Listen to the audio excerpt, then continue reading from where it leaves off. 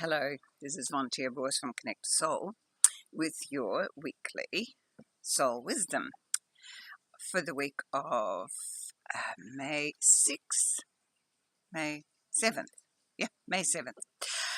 And I'm doing this, as you can see, from a very tropical place in Bali.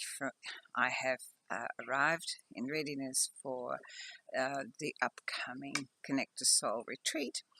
And I'm here at Summers Cottages in Ubud, which is my home away from home.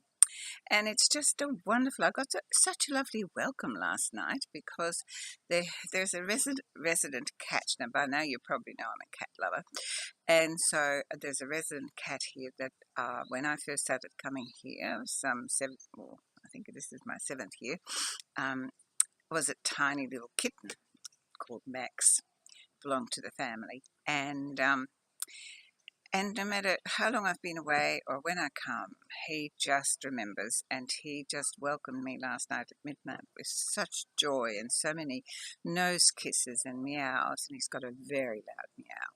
Then he curled himself up outside my door on the patio, and this morning, as soon as I woke up, he was telling me he was still there, and he's kept me company as I unpacked, and it's been really lovely because I miss my two. So here I am in Bali, beautifully warm. I don't know what it's like where you are. And as you can see, lush gardens all around me.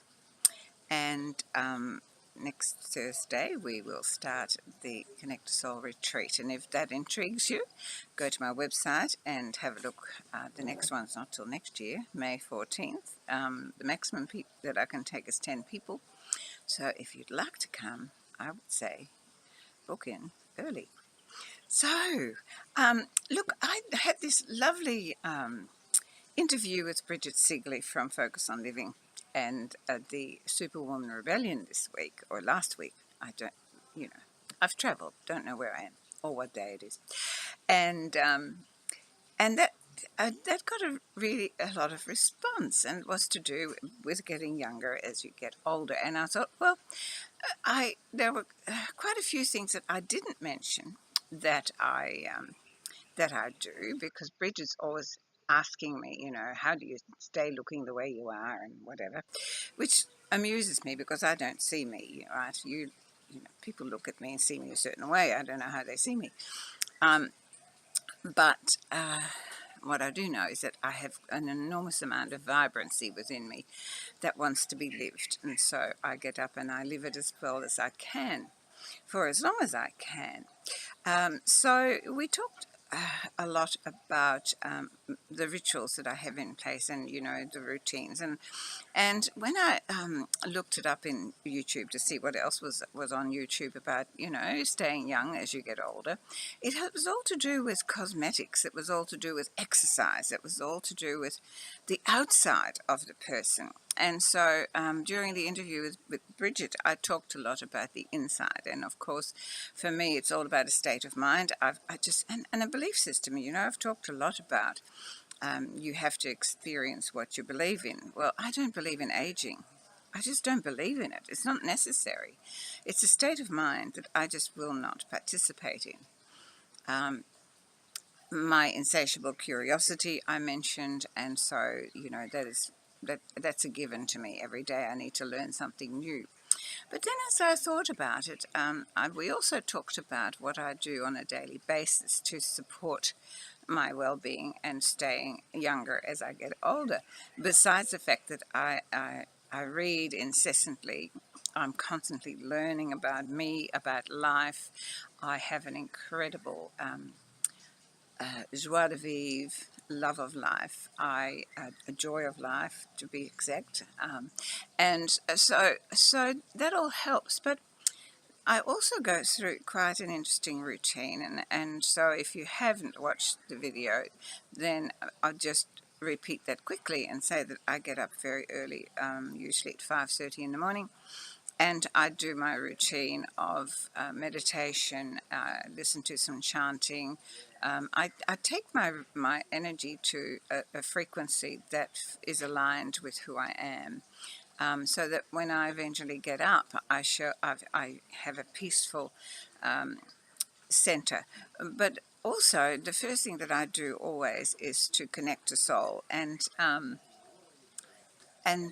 offer myself for service, because, as I said, if I wake up, there must be a purpose for waking up, and so I don't want to miss that. So I offer myself up to live whatever purpose that is as well as I can, and I'm very focused on living the best life, the best of me.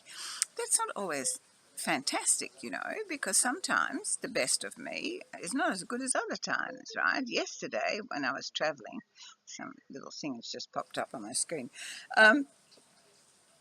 Yesterday, traveling was not easy. Now, I got up with the intent of ease and grace.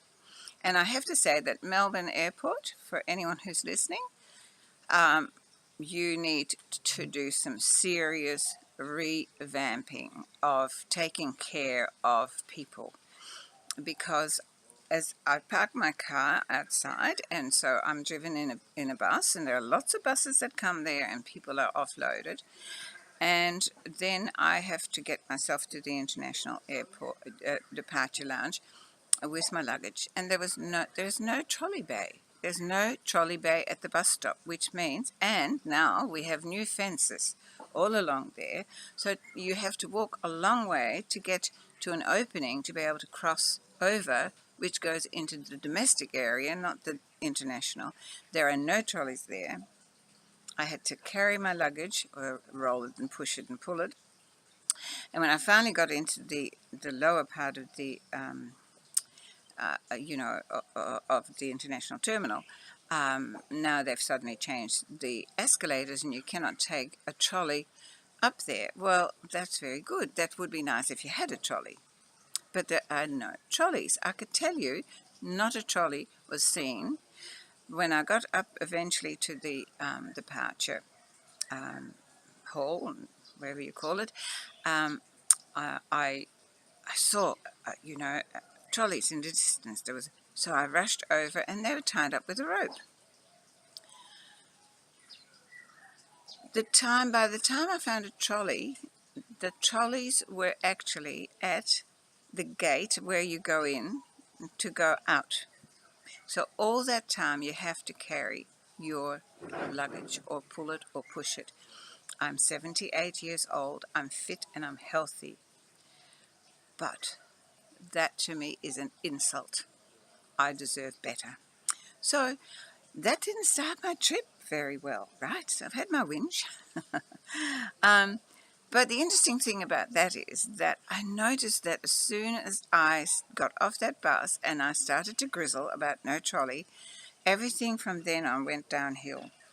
Now, I had intended ease and grace, but I dropped my energy levels very quickly, and it wasn't until I got here, I don't think, that actually things settled down.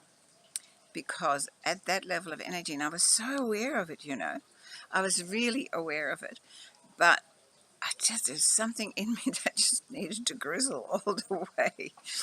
And so I was kind of having a bit of a giggle about it to myself, going, look at you, look how human you've just become, how much you've just having a little grizzle about all of this. And then I realized that because I wasn't in control, I couldn't control any of it. And I kind of like being in control, I think. And so, but then by the time I came here to Summers Cottages, and I was welcomed by this beautiful cat and the staff member who was trying to stay awake long enough to, to welcome me, because I didn't arrive till after midnight. It all went away, and I thought, oh, here I am. I am, in this beautiful place, and I manifest this. It's just, remember that everywhere you are, and the outer reflection of your life is an outer expression of what has come from the inside at some stage. Okay, maybe not yesterday. Thank heavens it wasn't yesterday. I manifested very quickly some not so good things on my trip. But at the end of the day, I'm here and I'm alive and I'm feeling great. So just a couple more things about what I do on a regular basis, and that I didn't mention, to stay younger. So I have a ritual at night, and it's in my book, The Secret to Life. And if you're interested in, because in my book I talk about all the things I do and I believe in that keeps me the way I am. And so when I go to bed at night, I have a ritual. I turn the light off and I give instructions. I set my mental body free because I don't need to be thinking anymore. And that works most of the time. Sometimes my mind won't quit, but that's what I give it instructions. Time to go to sleep. I also ask my emotional body to do the same. And then I have a list. I set my spiritual self free to do whatever it needs to do to replenish its own energy.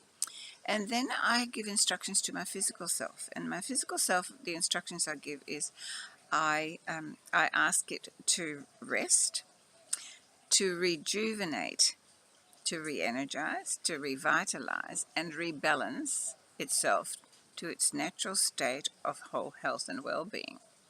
And this is something that I say every night before I go off to sleep. So as you can see, I have that intention before I go to sleep that my body will stay rejuvenated, revitalized, re-energized. And so that is what the last thoughts I have before I go to sleep. So that's also in my book. And then I wake up and I wake up with this amazing sense of, wow, another day to experience life, to meet beautiful people, to do some wonderful things. And so that's another thing that I do.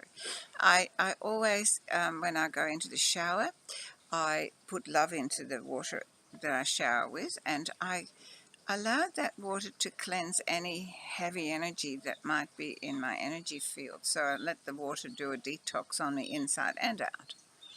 And then I have to say I do some work on my physical body. I have always moisturized. I've moisturized my body from top to toe. I have a special cream for my feet. Have you ever thought of these little platforms that are as big as your hand, and it's carried you. It carries you every day, and you just take that for granted. Have a look at it. They're tiny little things, and I think it's a miracle we walk on them. And so I love my feet, and so I give those special attention every morning. I use a beautiful moisturizer, head to foot, beautiful moisturizer on my face. But I don't just moisturize, I actually love it into my skin. I love it into my skin.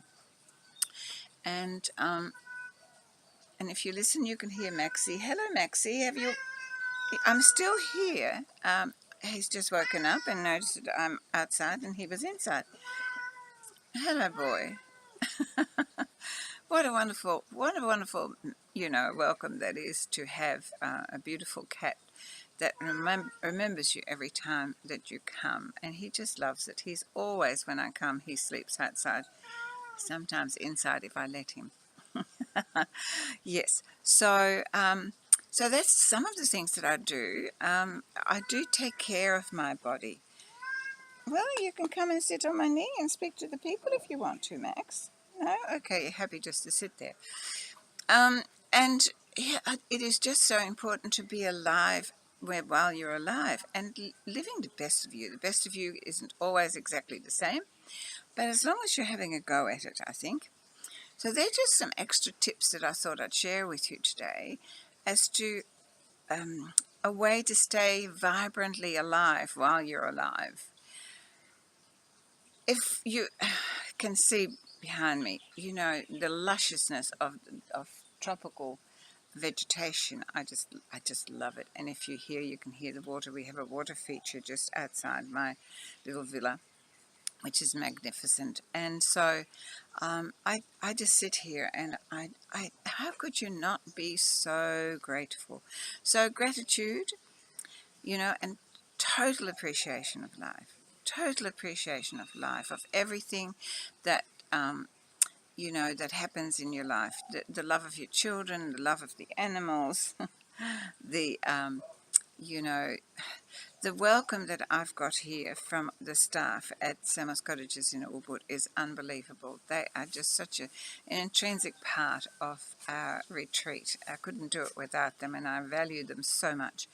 So value the people that give you service, value the people that go the extra mile for you, value the people who give you love and give you attention.